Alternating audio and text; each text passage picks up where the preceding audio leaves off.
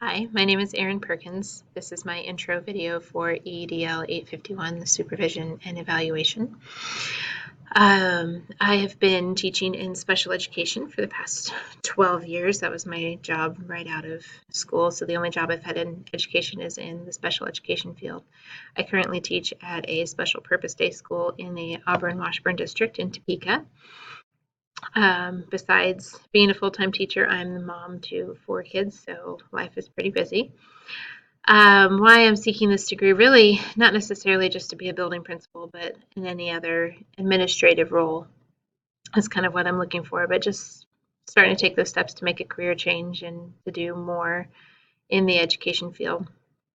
My current experience when it comes to supervision, it mainly lies in overseeing paras, helping them make changes with constructive criticisms and positive and negative feedbacks.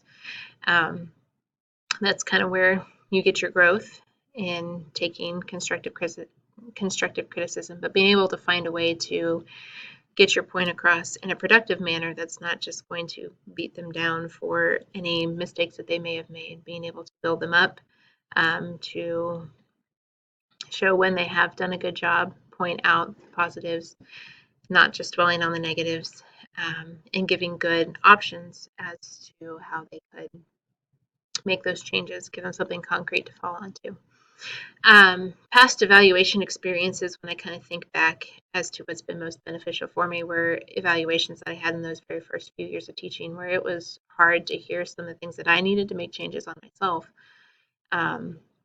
Some of those negative things. I'm a very critical person of myself, so being able to hear that I wasn't doing what other people would consider the best was rather difficult for me. But that's where I learned the most too. And well, how can I change it to be the best that I am wanting? So, um, but in evaluations where they're able to point out specifics in the things that they've seen that were done well, and so I was able to buy into the things that they were able to say that weren't done so well.